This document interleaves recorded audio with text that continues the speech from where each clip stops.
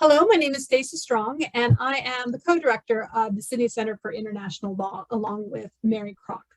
I would like to begin by acknowledging the Gadigal people of the Eora Nation, on which the University of Sydney currently stands, and the Gweagal people of the Darawal Nation, on whose land I am currently sitting. I pay respect to elders past, present, and emerging, and extend that respect to any Aboriginal or Torres Strait Islander peoples who have joined us today. I recognize that First Nations sovereignty was never ceded and that this always was and always will be Aboriginal land. Today is the second in our series of recent books of interest in international law. Today's event is co-sponsored by the Sydney Center for International Law, as well as the Center for Asian and Pacific Law. We are focusing on direct jurisdiction in Asia, which is the second thematic volume in the series Studies in Private International Law, Asia, from Bloomsbury Publishers.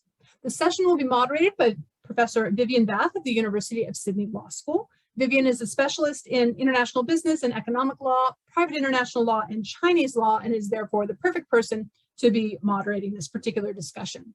Before handing off to Vivian, I would like to mention that the publishers have offered a discount on the book under discussion today. Those details are on the registration site, and we will put a link up in the chat as well. I would also like to thank Carla Viola and Andy Netherington for their help in organizing this event. So Vivian, the floor is yours. Thanks very much, Stacey. Good evening, good afternoon, and welcome to all of the people who have signed up for this, what's going to be an extremely interesting session. We were very pleased to have participants who have signed up from all over the region, in fact, which just goes to show, as we suspected, that the question of jurisdiction in Asian states is one which is really of considerable interest, not just to academics, but certainly to practitioners and to business people as well. And we're very fortunate to have with us tonight the editors of the book, Anselmo Reyes and Wilson Loy, and one of the authors, Nobumichi Teramura, who are going to talk to us about how they came to put the book together, what they think are the major issues, and other considerations to do with the whole problem of direct jurisdiction in the Asian region, as well as what thoughts they have for what steps should be taken going forward. I'm not going to give you an introduction to each of the speakers because their biographies are in the materials which we issued for this seminar, and they want to get on to the meat of the matter, which is to tell you about the book and the question of jurisdiction in Asia. So the order in which we'll be speaking is we'll have Wilson, followed by Nobumichi, followed by Anselmo. We will have time for a few questions at the end of the session. And if you do have questions, I would urge you to put them on the chat as we go through, and we'll try and go through them in the time remaining once our speakers have spoken. So without talking any more on this subject, I'll ask Wilson to start. Thank you, Vivian, very much. Let me share my screen for a set of slides that I prepared in summarizing the general trends and recent developments in direct jurisdiction. I'll start by talking about this, followed by Nobumichi, who will talk about Cambodia, and as well, I think, a more general effect on focusing on Cambodian direct jurisdiction rules. And someone will conclude with some observations and remarks that we think might be useful. So a very brief introduction to those who don't really understand or know the subject so far. Private international law, we traditionally answer three questions. That is the question of jurisdiction, the question of applicable law, and the question of recognition and enforcement. That is when the court can take jurisdiction over a case that has a cross-border element, what system of law or system of law that it would apply, as well as whether a foreign judgment will be recognized and enforced in some court. But to that, we add a fourth dimension, which is also one of the aims of the current book and the current book project series in general, which is the aim of harmonization. To what extent is it possible, desirable, necessary to harmonize the rules in a certain region in particular? We have selected issues within these four questions in our series to discuss. For example, in our first volume, we talk about recognition, enforcement, and harmonization. This book will talk about jurisdiction and harmonization. We have books on family law soon, which will talk about applicable law and recognition and enforcement. Of course, these questions intertwine in the sense they don't really act as separate, and that's also one of the reasons why we have to bring these together in this series. And particularly, we're talking about regions in Asia. We are trying to give a comprehensive account of what is happening in the Asian region. So this book, as I said, is talking about jurisdiction. It discusses when and how does a court in a nation state accepts or declines jurisdiction that involves some kind of cross-border or foreign element. Each contributor in 15 jurisdictions, I see Afifa is here as well. She's the contributor for the Indonesian chapter, Michi for the Cambodian, me for the Singapore. We discussed recent developments in the direct jurisdiction, sphere, the rules of jurisdiction in multiple cases, not only in civil and commercial cases, but also in cases such as family law, insolvency law, and so on. Different contributors have slightly different focus. And we discussed about potential reform directions, what can be done to make the rules better. Again, the harmonization question comes in, and we are trying to discuss, for example, what will happen in light of increasing cross-border interactions, again, not only in commercial cases, but for example, in family cases where you have different parties from international dimension coming in, what can be done to solve these problems? How can access to justice and transparency be improved among the citizens in a particular state to go to a court and say, I want recourse to some event that has happened which might not be located in a particular state. For example, the defendant is abroad, maybe he or she cannot be traced, or if there's like a international financial element in it. So perhaps one thing that often comes into mind when we talk about jurisdiction is a kind of common law and civil law divide, which I want to focus as the first point here. In this book project, after looking at all the 15 jurisdictions, we don't really see a strong common civil law divide in terms of problem jurisdiction. It's true that in some common law jurisdictions, we have broad grounds to establish extraterritorial jurisdiction. They usually have civil procedure rules or codes listing out a very long list of jurisdictional grounds or gateways so that cases can be passing through these gateways in order to serve a proceedings abroad to some foreign defendant. This is the case in mostly British colonies, such as former British colonies, such as Hong Kong, Singapore, and Malaysia. But then in some other British colonies, such as, for example, India, Myanmar, we don't really see that approach. Rather, we see a kind of civil approach towards these jurisdictions, together with like other civil law jurisdictions, such as China, Taiwan, Japan, so on. I've mentioned, listed them out here. There's kind of a specific list of jurisdictional grounds. They're more limited, they're more narrow. And then we kind of use those grounds in a more rigid manner. In common law jurisdictions, we have the doctrine of foreign non-convenience. I think that's also the case in Australia, where we use foreign non-convenience to determine once a case comes into a court, whether that is the most suitable forum. If there's some other more appropriate, suitable forum that should be used or should be applied, then the court will decline jurisdiction and defer to that other court. In civil law jurisdictions, there's a more limited list of foreign non-convenience, and that's understandable because we have a narrower list of jurisdictional grounds.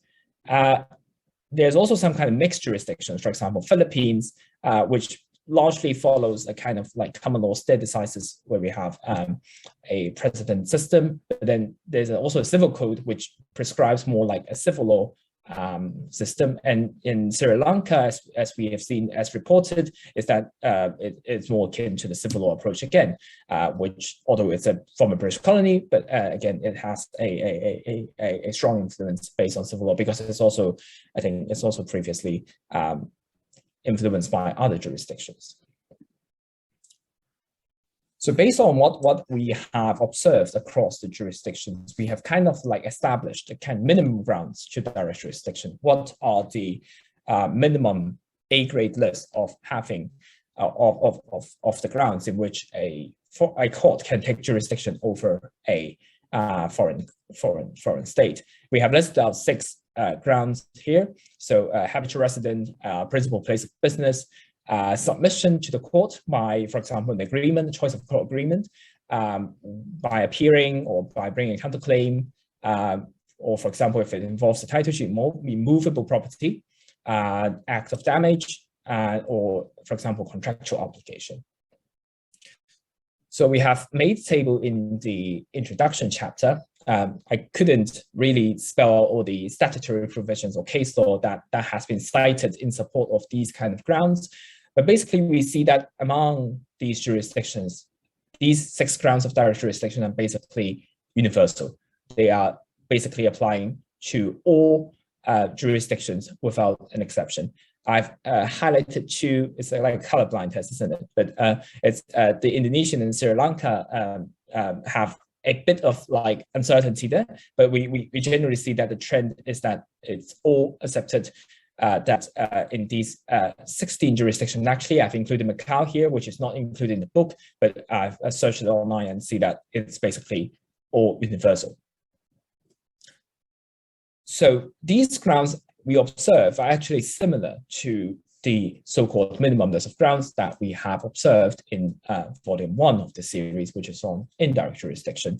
In indirect jurisdiction, the same grounds basically apply. We have habitual resident, principal place of business, the submission, as well as contractual obligation, non-contractual obligation with the act of damage in that state. These are kind of similar. So one question that might arise is that whether they should actually mirror each other. Should the direct jurisdiction grounds and the indirect jurisdiction grounds mirror each other? There are 2 theories to this, the details of which I couldn't go into detail, but basically one approach will be that they are similar, or they should actually mirror each other. Professor Brand's argument is that we should have a mirroring of these grounds because there are 2 limited indirect jurisdiction grounds in most states. They discriminate against foreign judgments in some sense, and therefore we need to have an expansion of indirect jurisdiction grounds so that they can mirror those in the direct jurisdiction grounds.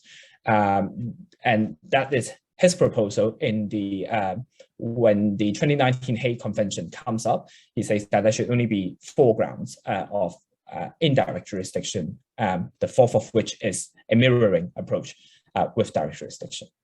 Another approach is kind of a policy-driven approach or a non-derivative approach, where it is not necessary to align between direct jurisdiction and indirect jurisdiction grounds.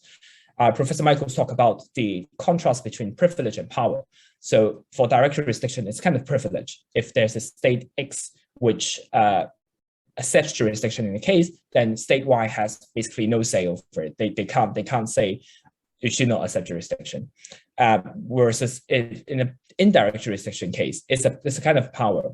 If state X has direct jurisdiction over a case that state Y assumes that it will be satisfying one of his indirect jurisdiction grounds, then the state X judgment will be recognized in state Y. It's kind of a power to recognize a judgment that is issued in a foreign court. So there's kind of this kind of difference. But what I want to highlight here is that it is policy driven. And that's also one of the conclusions that I will come to later, which is, I think, one of the key findings in this book. So just now I've talked about the 4th question of harmonization. Of course, if we harmonize rules of the conflict of laws or private international law in general, it can promote certainty, foreseeability, predictability. We know the result of a particular foreign dispute. We can properly allocate jurisdiction to the appropriate court, or the most appropriate court that we think will be able to resolve the dispute. It kind of also avoids the kind of foreign disputes, like we don't need to engage in a very long-winded exercise of foreign non-convenience. We avoid irreconcilable judgments and cases. But we see that after looking at these jurisdictions, it basically sees that there's a kind of universalist, as we've seen just now.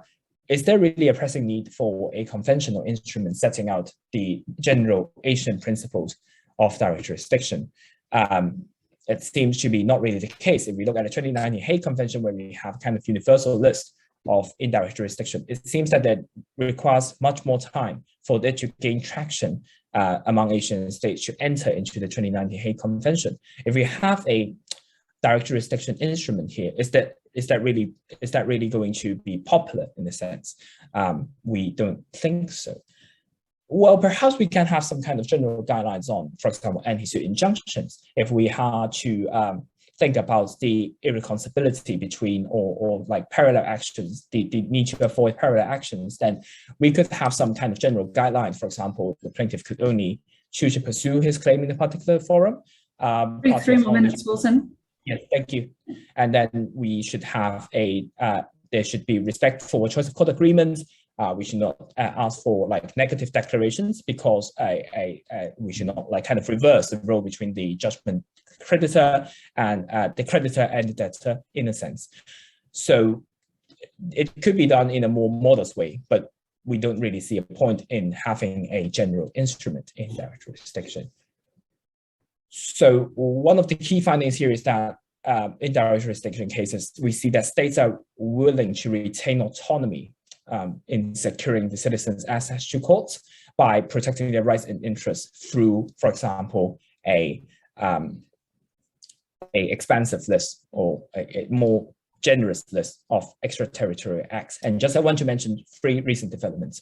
First one is that we see there is an expansion of grounds of direct jurisdiction. In China recently, in last year, I think there's a countering foreign sanctions law where Article 12 states that if someone breaches like causes harm or loss to Chinese citizens and organizations, there is kind of like a law that states that litigation can be initiated from these citizens to seek compensation from people who enforce foreign sanctions. That relates to a more general point that politically speaking, there's a kind of political economic tensions, and then states are becoming more aware of these cases. They're more willing to fight over these kind of situations, and that's particularly true in amidst like trade wars and so on.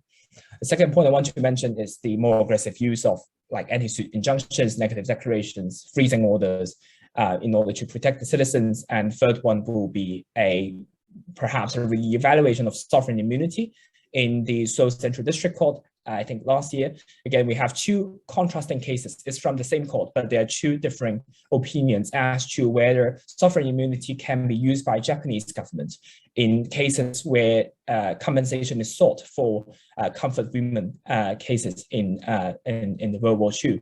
And they come to different conclusions. But again, we can see that there's a kind of changing practice in courts where courts are more willing to use different kind of devices in order to gain jurisdiction or to at least assume jurisdiction in some cases to provide citizens with their with protection. Lastly, I just want to mention about COVID-19, where we could have technological changes to our procedures as well. We have Service Abroad Convention, we have an electronic service possible, and then we have the Hague Apostille Convention. We could use like a more popular use of electronic apostilles. This is just a conclusion of just saying that direct jurisdiction actually is a balancing exercise. We are balancing between certainty and predictability and the flexibility to provide recourse, which is actually recently aggravated by these political economic tensions. And we see there might be only a limited traction to harmonize the rules of direct jurisdiction within Asia in the near future. So I'll pass on the time to Nobu, and he will talk more about a specific case study on Cambodia. Thank you. Thanks very much, Wilson, and for sticking so admirably to time. You've certainly raised a lot of issues in your 15 minutes. We'll now move on to Nobu, who's going to talk to us about the process of going through one of the important states in the list here. Hi, good evening, ladies and gentlemen. I'm Dr. Nobumichi Teramura, Assistant Professor at the University of Brunei Darussalam. First of all, I'd like to thank Professor Strong and Professor Bass for having me on this panel. In our book project on direct jurisdiction in Asia, I authored a chapter on Cambodia based on my work experience in Phnom Penh as a legal consultant in 2020. And in my presentation, I would like to speak about 3 things. First, I will talk about values my chapter hopefully added to the book project. And second, I will introduce some interesting features of the Cambodian rules of direct jurisdiction. Then third, I will discuss what reforms are urgently needed for Cambodia to develop its norms on direct jurisdiction. So let me start with the first point, the values this chapter added to the volume. And I believe the value is, well, innovation. As far as I am aware, my chapter is the first and probably only research article that discusses Cambodian rules of direct jurisdiction in the English language. Since before the COVID-19 pandemic, the Mekong sub-region had been gaining new economic prominence because multinational enterprises had been increasingly relocating their factories from China to countries along the Mekong River, such as Vietnam, Laos, and Cambodia. So increased global attention has been focusing on their growing economies and developing legal systems. Nevertheless, there has been a paucity of literature that addresses Cambodia's private international law. And my chapter hopefully partially fills the gap, at least in the context of the rules of direct jurisdiction, perhaps for the first time in the English language.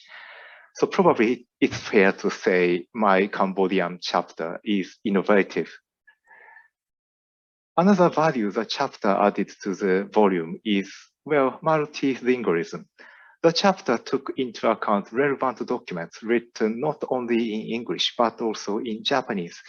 I believe investigating relevant Japanese documents is important for us to understand Cambodian rules of direct jurisdiction, because Cambodian private international law is, well, heavily influenced by Japanese law. Let me give you some background. Cambodia was, as you know, Cambodia was colonized by France from 1863 to 1953. But the influence of French law in the current Cambodian civil law is not as prevalent as it used to be. This is because the old French-style Cambodian legal system was almost entirely demolished by the Khmer Rouge regime between 1975 and 1979. As a consequence, when the Kingdom of Cambodia was established as a constitutional monarchy in 1993, the new government asked Japan to assist in rebuilding its legal structures due to their lack of legal resources. Then only a limited amount of literature was available for Cambodian lawyers and Japanese legal experts to investigate the old Cambodian private law. Therefore, Cambodian and Japanese legal experts had no practical option but to build the new Cambodian legal system, largely based on the Japanese legal system. And because of this history, we need to have some knowledge of Japanese law when learning about Cambodian private international law. Even the knowledge of the Japanese language may be useful because many vital documents on Cambodian private law, such as commentaries, textbooks, and research notes are written only in Khmer and Japanese, and sometimes only in Japanese. And we should not underestimate the value of such authoritative documents under Cambodian law, because the Cambodian judicial system does not perceive the doctrine of precedent as binding or convincing. Instead, Cambodian lawyers tend to regard those authoritative documents as legal sources. So some of Cambodian lawyers even try understanding what is written in the Japanese language versions of such documents, looking for useful information. Therefore, understanding Japanese is useful for us to comprehend Cambodian private international law. So to summarize my first point, my chapter on Cambodia is valuable because it is the first English language research article addressing the Cambodian rules of direct jurisdiction based on English and Japanese language literature. Next, let me proceed to my second point, some interesting characteristics of the Cambodian rules of direct jurisdiction. Here, I'd like to introduce a few general features. The first feature is that Cambodian courts are encouraged to apply the rules of domestic jurisdiction to decide their international jurisdiction. Under Cambodian law, the primary source of direct jurisdiction is a code of civil procedure, but the code does not contain any clear rules governing the international jurisdiction of Cambodian courts. However, Article 4 of the code requires the courts to proceed with civil actions fairly and speedily, mandating parties to pursue civil actions honestly and in good faith. And this doctrine may be used to presuppose international jurisdiction from the local jurisdiction of a particular Cambodian court. The reason for this presumption is that the Cambodian Code of Civil Procedure is based on the old Japanese Civil Procedure Code that assumes the existence of international jurisdiction from the local jurisdiction of a particular Japanese code. And to justify the assumption, the Japanese Civil Procedure Code adopted the principle of naturalist ratio, which is similar to the doctrine presented in Article 4 of the Cambodian Civil Procedure Code. Therefore, it is not unreasonable for Cambodian courts to assume their international jurisdiction from their rules of domestic jurisdiction.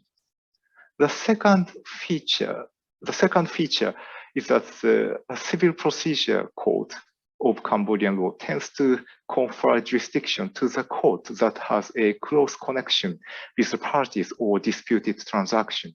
For example, Article 8 of the code sets out general rules of jurisdiction in personam.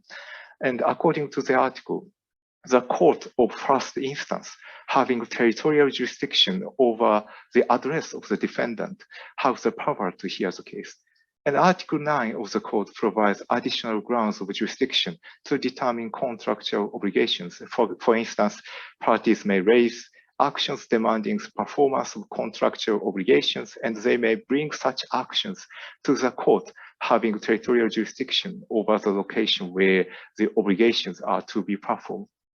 Parties may also raise actions demanding payment of money on bills or checks, and they may bring such actions to the court having territorial jurisdiction over the location where payment of the bill or check is to be made.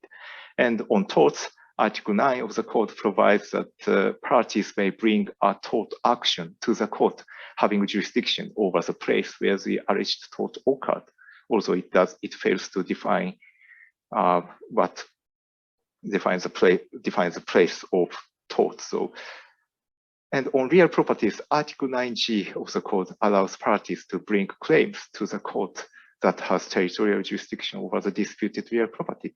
And of course, the Civil Procedure Code contains several other grounds of jurisdiction, but their basic principle is consistent, meaning the court having a close connection with the parties of the dispute has the authority to hear the case.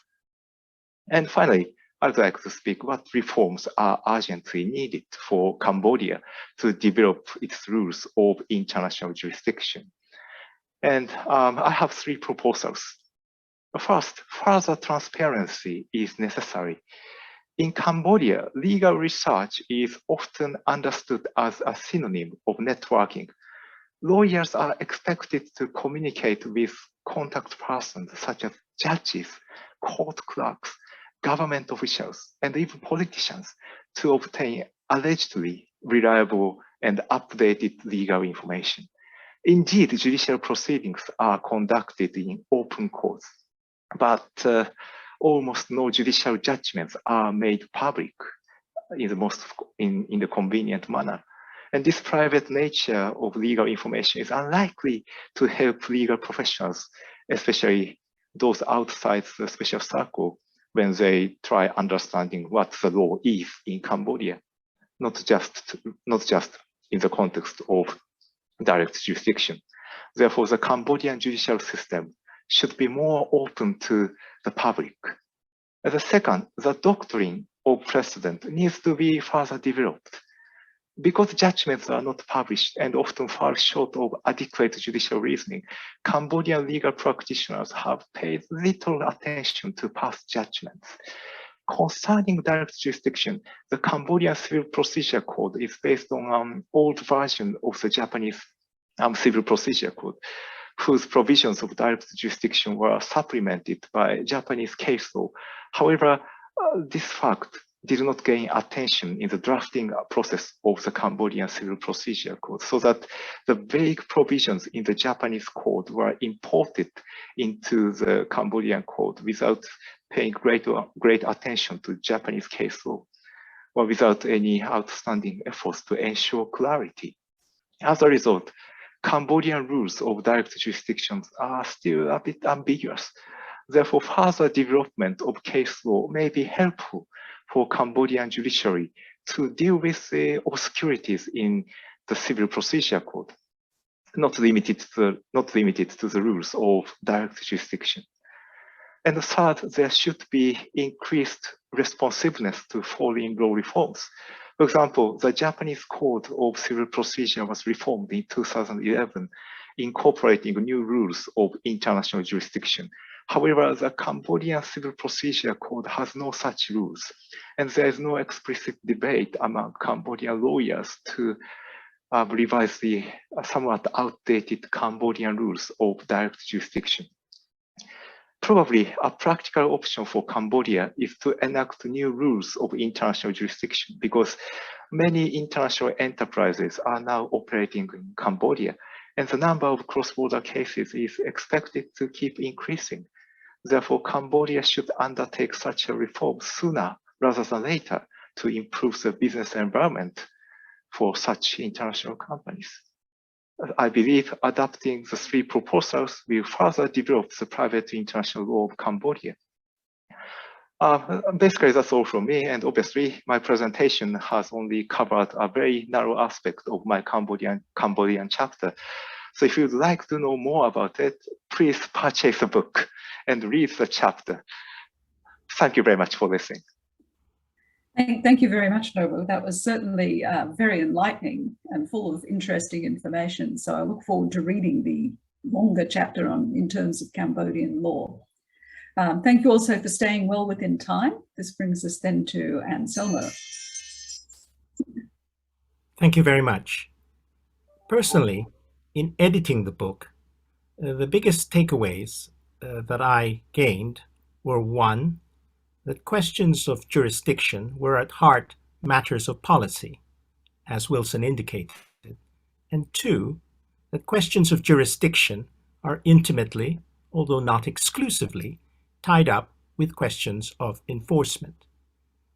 I would like to highlight three streams of consciousness that have been occupying me since editing the book. I say streams of consciousness because I'm not sure that my thoughts lead anywhere or ever will. At best, I only have questions to which for now I have no answers.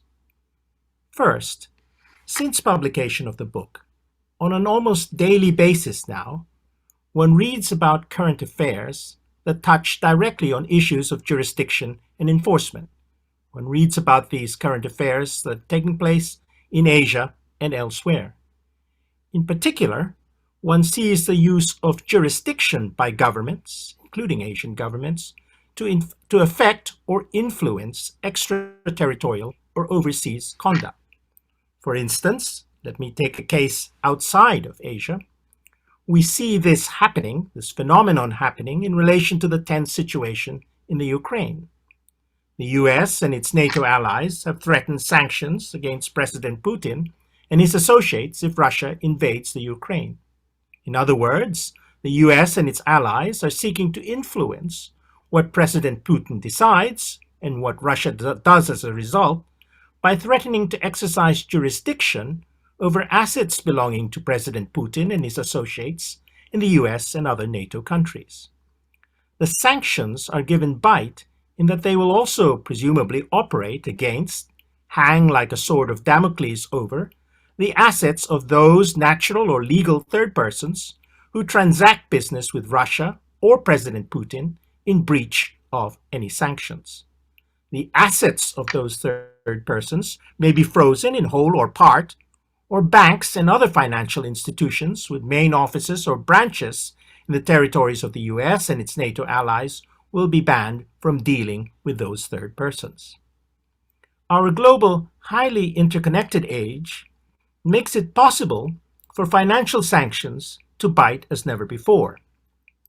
It becomes possible in civil matters for states that are economic powerhouses or financial centers, whether in Asia or elsewhere, to exercise jurisdiction over those outside their territories through a combination of long-arm jurisdictional rules, mandatory law, and the ability to enforce against financial assets held by the targets of sanctions within the relevant states. This trend will probably accelerate in Asia and elsewhere, so that we shall see more and more of it in the future. There may be complaints that in imposing sanctions, a state is simply flexing its economic muscles to further its own political interests. But it is also possible, in a number of instances, that when like-minded nations unite, and despite the absence of a convention amongst them, pass uniform or at least similar legislation on a given subject matter, with the intention that such laws are to have extraterritorial effect, it is possible that the result can be beneficial to the world at large. Examples might be the use of domestic legislation to curb international money laundering, to fight corruption, or to boost data protection. Second, since the publication of the book, we have seen, in Germany for instance, how the concept of universal jurisdiction can be developed and made effective. The concept is a way of holding persons accountable for crimes against international law. In the future, I wonder whether the assertion of universal jurisdiction can be combined with, say, the law of tort or delict, so that, say, after a finding by a domestic court that a person is guilty of a relevant crime, execution can be levied against that person's assets within the jurisdiction. A German statement to the United Nations note that in Germany's view, universal jurisdiction is proving to be, quotes, an effective and proportionate tool to pursue accountability for the worst international crimes, close quotes. Given the objective of accountability, it may be that for such atrocious crimes, the development of a civil remedy consequent upon a finding of guilt, some form of reparation, may be appropriate. Third, sanctions beget counter-sanctions and blocking statutes. As a judge, I wonder how I should deal with a case where a party is caught between the laws of two jurisdictions, in both of which it has assets. One jurisdiction says, do this, or possibly don't do this, otherwise suffer the consequences, while the other jurisdiction says the exact opposite. There have been such cases. One was almost the very first High Court case that I saw when I was a pupil in Hong Kong. Standard Chartered Bank and Nanos, a decision in 1988 by Deputy High Court Judge Cruden. That case made a big impression on me. The other, at more or less the same time, was the House of Lords decision in Deutsche Schachbau against Shell, 1991 AC 295. This was a situation where Shell was subject to two conflicting jurisdictions. The law of one jurisdiction would require it to pay up a significant amount to a garnisseur in satisfaction of an arbitration award. The law of the other jurisdiction required Shell to pay up the same amount to the state in accordance with the judgment of the state's domestic court.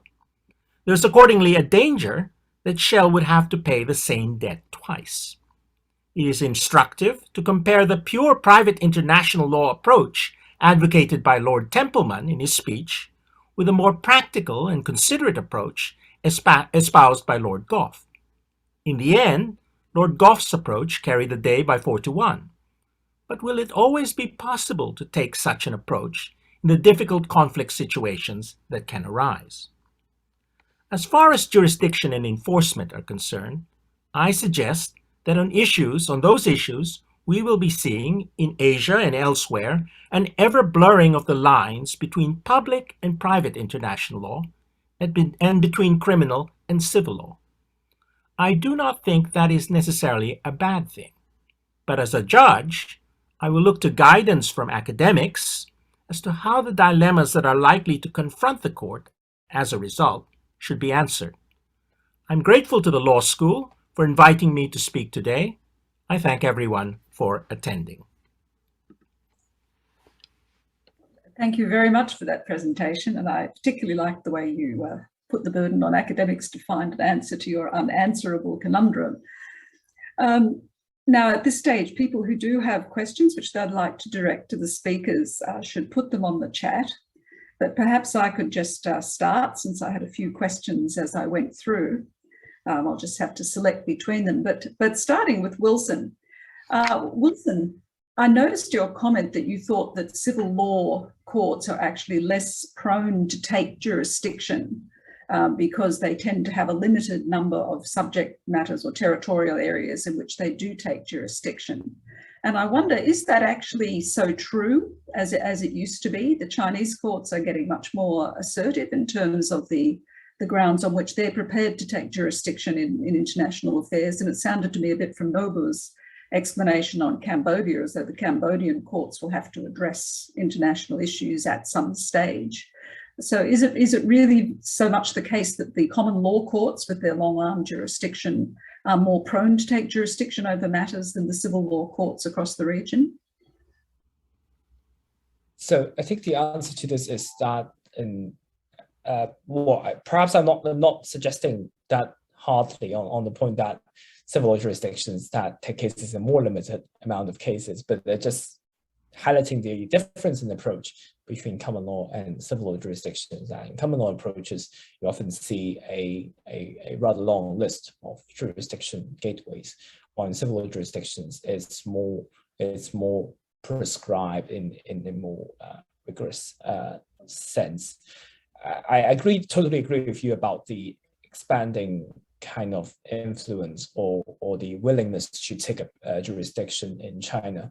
Particularly, we see that in the China International Commercial Court recently, that there is actually a strong willingness to take jurisdiction over cross-border cases, which kind of also complies or aligns with the aim that China wishes to take a broader or more widespread influence in terms of these kind of international commercial matters. Of course, it might be of course dealing with commercial the sphere of commercial cases rather than for example more personal or family cases. But I mean, it's certainly the case that it's taking a more international approach or more expanding approach, and that's what I would totally agree to. Yeah. Perhaps, Nobu, you could comment on that in the context of Cambodia. I noticed you were saying that a difficulty for the Cambodian courts is they really don't have guidance in terms of international cases. But I was wondering, are the Cambodian courts seeing more international cases or cases involving Cambodians and foreigners? And do you think that this is having an effect on their willingness to take jurisdiction on a wider basis in relation to cross-border matters? Yes, thank you very much, Professor Bass, for the question. Well, I agree with you. I mean, because the number of companies, international companies operating in Cambodia is increasing, definitely Cambodian courts will have to deal with increasing number of international cases. But the difficulty is, I'm a bit unsure whether Cambodian courts are willing to take complicated international cases, because their major problem is the kind of lack of human resources. Because during the Khmer Rouge period, many lawyers were killed, and the consequence of this kind of atrocity was a bit devastating in the legal sector. And definitely they have some good lawyers. However, in the judicial system, they are still a bit struggling to have enough number of sophisticated lawyers. Of course, there are some outstanding ones, but overall, the lack of human resources in the court is a bit serious. So, of course, they are willing to take international cases, but to what extent they will be serious on this is, I'm a bit unsure about that. Perhaps I might say something in response to your question, Vivian. I'm not sure that the distinction between civil and common law jurisdictions is so much between a long list for common law jurisdictions and a short list for civil law jurisdictions. I think it may be the case that civil law jurisdictions, as you point out, China, will have longer lists of situations where they accept jurisdiction. I think the possible differentiation is this. Common law jurisdictions tend to have a very long list. Almost universally, common law jurisdictions have a long list, but that is all subject to form non-convenience, so that the long list is in fact what you give with one hand, you take back with the other, because you have to show that a common law jurisdiction is a natural or appropriate forum for the trial of a case in the interests of justice and in terms of saving time and expense, time and cost. So you have a long list, possibly almost everything under the sun, but that's cut down through the use of form non-convenience. For civil law jurisdictions, you tend to have a list, maybe long or short, but it's very specific. And you have to fall within the specific situations in the list. And there is little recourse to form non-convenience. In fact, some civil law jurisdictions, it is claimed that they don't have any doctrine of form non-convenience at all. So there is a specific list, long or short, and in order to establish jurisdiction, a claimant will have to show that his or her case falls within the specifics of that list. Yes, I think that's clearly right. Now, actually, before I go on to ask another question, I would remind participants that if you do have a question, please put it in the chat so we can ask it. Stacey, did you want to ask anything before I go down my own list of questions? No, please go ahead. I'm dealing with the CLE and certificate of attendance questions. Excellent. I'll just note in relation to that, we had a question from a participant as to whether we do give a certificate of attendance. Certainly we can give something. Stacey is just sorting out how it all works. Okay, so my next question actually relates to essentially parallel jurisdiction and overlapping jurisdiction, on which I've done a fair bit of work myself in the context particularly of China. And of course, this has always been an issue. It's not a recent issue because there's always been quite a lot of competition. You know, many of the big cases with anti-suit injunctions may relate, for example, to the UK and the US courts in competition over shipping matters or things of this kind. But I did wonder, as you went through, given this very comprehensive survey of Asian jurisdictions, did it appear to you that this is an increasing problem across the regions, that we're finding that courts are more liable to take jurisdiction over cases rather than give it up to another court? I noticed that there is, as you commented, there is no easy solution to this sort of problem, but I wondered whether you thought that this was a problem which is actually increasing in severity over time. Perhaps I might respond to that as well, Vivian. I think very recently, Belinda Ang, Justice Belinda Ang of the Supreme Court, the Singapore Court, has suggested that this will be an increasing phenomenon, and I agree. There will be an increasing phenomenon of anti-suit injunctions and anti-suit injunctions. I think in the past, what has happened is that common law jurisdictions were initially reluctant to give anti-suit injunctions until a seminal judgment of Lord Millett. And as a result of Lord Millett saying that one shouldn't hold back necessarily on giving anti-suit injunctions, it became quite prevalent in common law jurisdictions.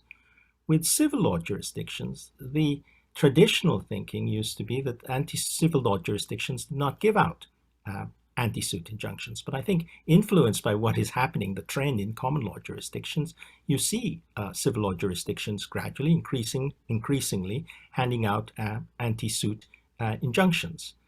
You referred to China. At one point, there was a sort of anti-suit injunction. I was appointed an arbitrator in one case, and a Chinese court issued an injunction enjoining me from proceeding with the arbitration. This was a question of jurisdiction, whether there was a matter that should go to arbitration or a matter that should go to the Chinese court. So At the time, I was surprised, and my co-arbitrators were surprised by this, because it was thought that Chinese courts did not issue anti-suit injunctions. But I think as we're going along, this is going to be a relatively common phenomenon. And the real problem is what happens when you're caught in between, when you have an anti-suit injunction and an anti-anti-suit injunction. Indeed. Well, as we've seen with the intellectual property and the FRAND cases, the licensing cases, it's not just the Chinese, but also the German and the Indian courts, as well as the US and English courts, have all got involved in the question of contesting who has jurisdiction over what, and issuing anti-suit and anti-anti-suit and anti-anti-suit injunctions with no clear resolution in sight. Wilson, did you want to comment on that? Yes, can I just add that it's also the trend, I think, observed in the European Union more recently, that within those states that there's a trend for anti-suit injunctions. I think last year there's a Germany first decision ever on an anti-suit injunction about the Nokia case, where I think there's an anti-suit injunction against an anti-suit injunction application in the US, which I think also signifies what we say here in Asia and beyond. There might be a more general use of anti-suit injunctions, devices like these in general, in fact. No, I think that's clearly right. Well, my next question actually related to something else which you mentioned, Wilson, though I don't know whether it's been covered in the book. I have ordered a copy, but I don't have it yet. And this is the question of sovereign immunity. And the consistency of view on sovereign immunity across the region. Now, obviously, it's not really clear. Some people would say, okay, is sovereign immunity something which is public international law, or is it private international law? I mean, the thing is, each country has its own approach to sovereign immunity. China's the main outlier in our region, as far as I know. But is there sort of consistency in view in terms of sovereign immunity? And the question of enforcement and recognition. Actually, this is probably a bit out of the way for enforcement, for your jurisdictional one, but I did wonder, since you raised it, Wilson. Yes, so we didn't really actually deal with general patterns of immunity, but we see that I think mainly because like China and Hong Kong takes the absolute immunity approach versus the restrictive immunity approach in other jurisdictions. Some contributors deal with immunity problems at length. They find that an important problem. Maybe to some jurisdictions that's not really an issue at stake, and therefore we don't really see discussion. We don't really have general conclusions as to whether immunity is how immunity might be developed. But as I said, I mean, in the general presentation just now, I think there's kind of like a more widespread use of immunity as a kind of tactic, as a kind of weapon in cases in some courts. Yeah, and someone will have something to add on this. Well, perhaps I can add something. The book actually covers sovereign immunity as an answer to, as some sort of defense to claims of jurisdiction.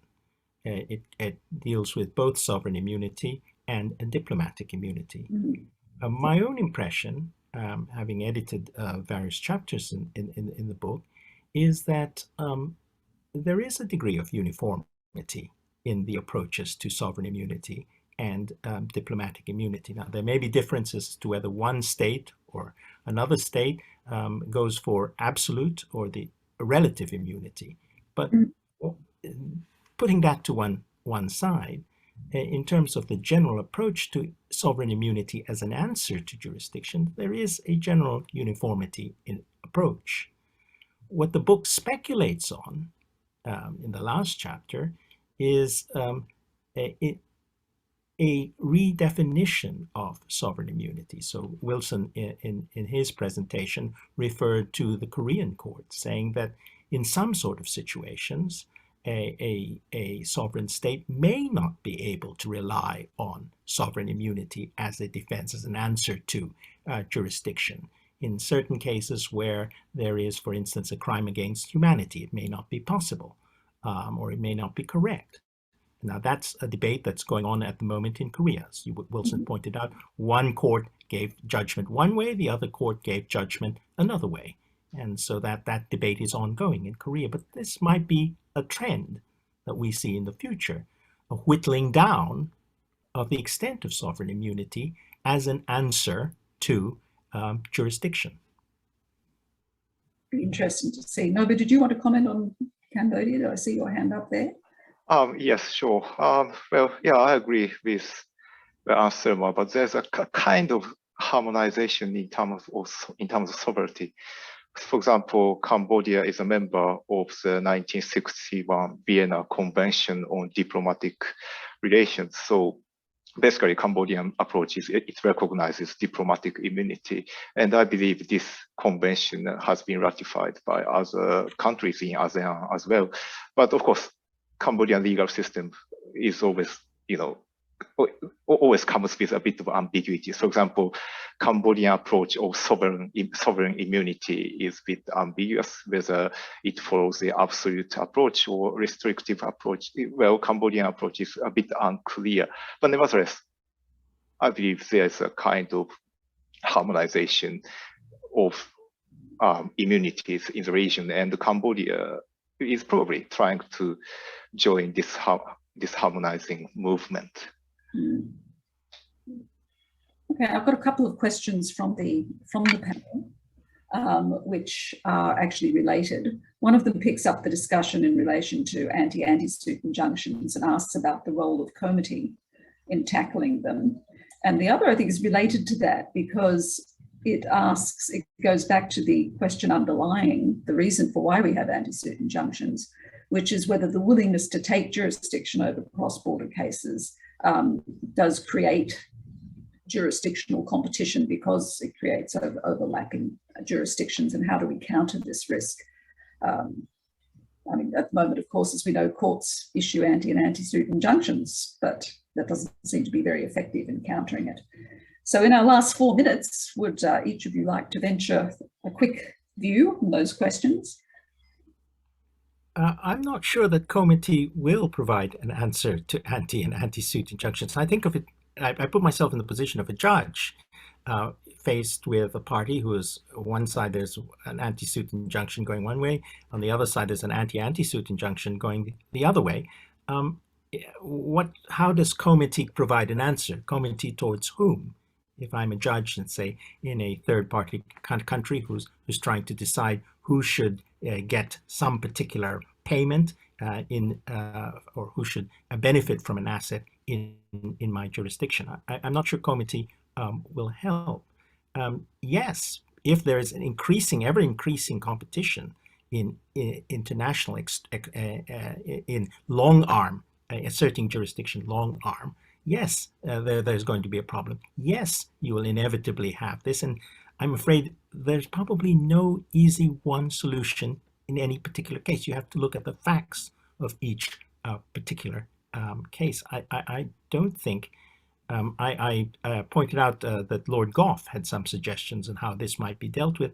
I don't think his solution, when you look at it, can apply in every single case. I suppose another possibility would be a stronger application of forum non-convenience. I mean, we can't talk in Australia because actually our courts very rarely apply forum non-convenience on our very restrictive test. But would that be a possibility, Wilson? I think it indeed might create uncertainties. I mean, in Hong Kong, I think the application of forum non-convenience might be more generous.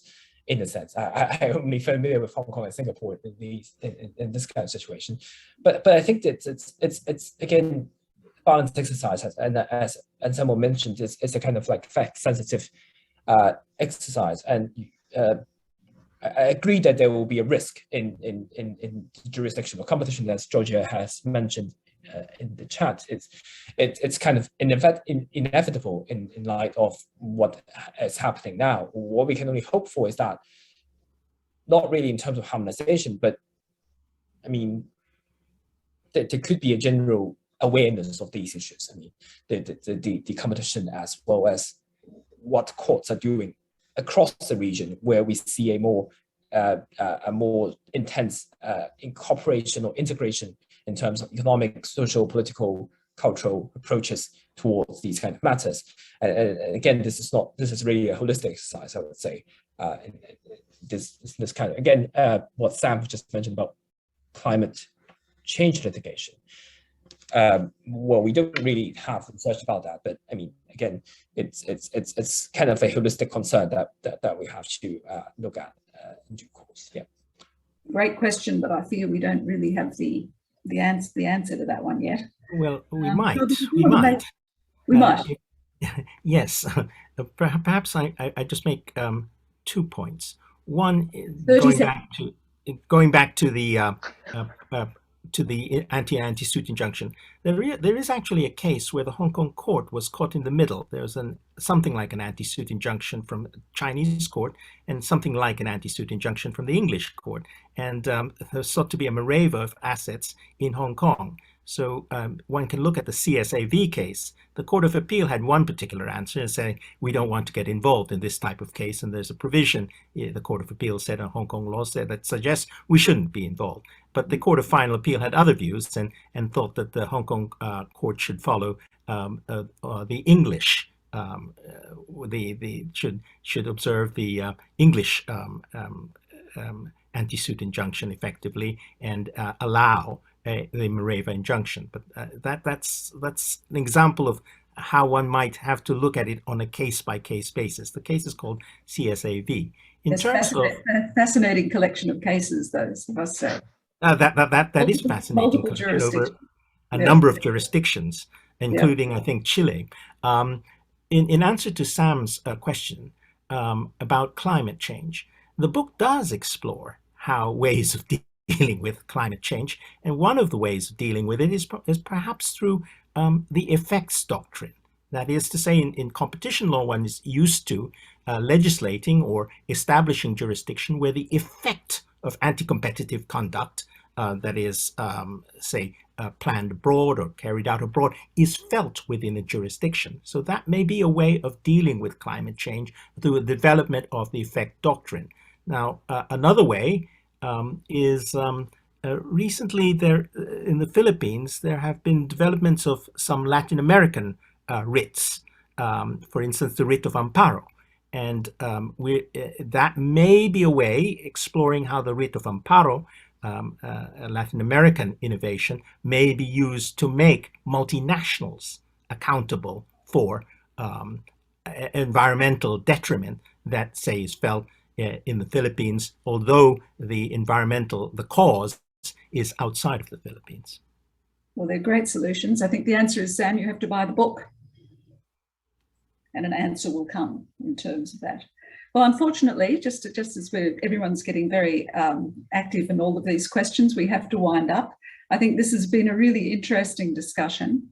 I think the book makes an excellent contribution to an area which really requires a lot more examination around our region. I mean, certainly I've never considered jurisdictional rules in Cambodia or Brunei or these jurisdictions, and yet they're more and more important because of the ever-increasing amount of trade and interaction around the region.